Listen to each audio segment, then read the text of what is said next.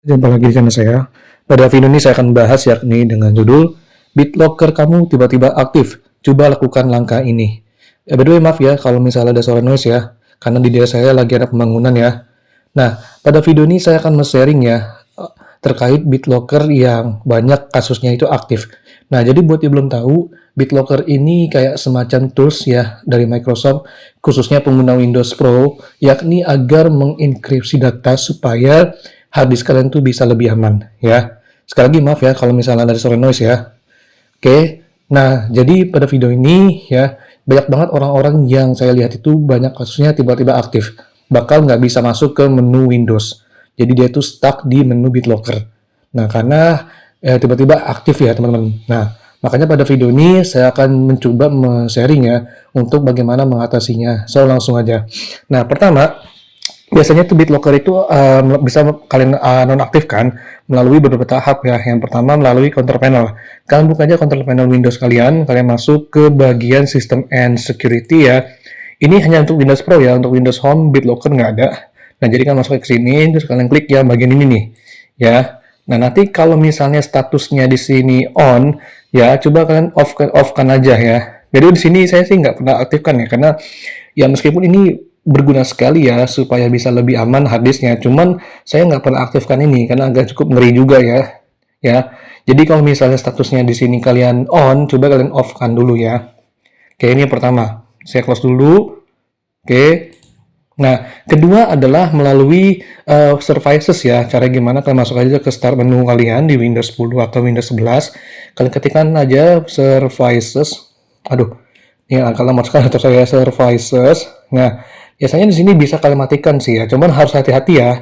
Kalau by default dia sebenarnya manual ya. Cuman kalau misalnya statusnya dia automatic, nah kalian coba disable aja melalui Windows Services ya. Nah, di sini maaf ya kalau agak cukup lambat ya laptop saya ini. Dan di sini masuk aja ya, tunggu lagi loading. Nah, di sini kalian pergi cari yang namanya BitLocker ini. Sebentar nih agak berantakan nih kadang-kadang nih. Ya, sebentar kita ini dulu. Saya coba ya diatur dulu ini services-nya. Nah, di sini saya apply dulu. Oke. Oke, di sini. Nah, kalian cari aja namanya BitLocker. Mana BitLocker? Pelan-pelan ya. BitLocker. Nih. Nah, ini ya. Di sini statusnya manual sih. Tapi kalau misalnya kalian tiba-tiba statusnya otomatis, kalian berubah aja ke manual ya.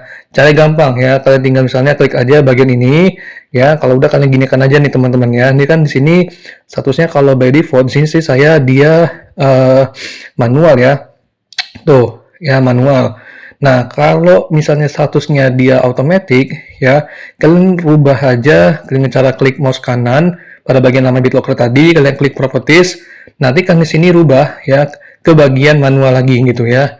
Terus kalian apply-kan ya, apply-kan dan oke gitu ya. Nah, udah. Atau bisa kalau misalnya kalian memang nggak mau pakai di BitLocker, kalian bisa disable aja. Tapi saran saya, ubah ke bagian manual aja ya, gitu. Oke, kalian oke kan, dan coba nanti restore lagi laptop kalian. Nah, apabila masih tidak bisa, maka yang perlu harus kalian lakukan adalah coba matikan dulu Windows update-nya ya. Kalian bisa disable aja Windows update-nya. Nah, karena biasanya dia itu include ya. Jadi, kalian matikan aja melalui Windows update. Di sini kan manual ya.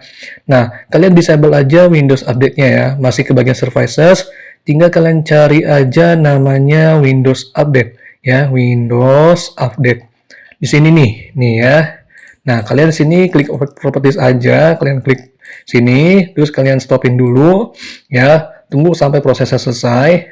Nah, nanti kalau sudah kalian klik disable, ya, klik apply kan, kemudian oke, ya, ini gini, di sini, sorry maaf, nih, klik apply dan oke kan, udah, ya. Nah, apabila masih tidak bisa juga, ya, maka saran dari saya adalah coba teman-teman pastikan teman-teman hafal dulu recovery key-nya lah. Biasanya setiap teman-teman ingin aktifkan BitLocker itu ada namanya recovery key-nya ya. Jadi kalian foto dulu atau hafalkan gitu ya. Paling tidak hafalkan recovery key-nya ya, karena biasanya itu bisa kalian catat gitu ya. Nah, Tapi apabila masih tidak bisa, maka langkah yang terakhir kalau saran dari saya adalah coba teman-teman ganti hard disk ya. Jadi biasanya ya memang ini cukup sulit sekali ya teman-teman ya karena biasanya agak susah. Cuman saran saya coba ganti hard disk yang lebih baru ya.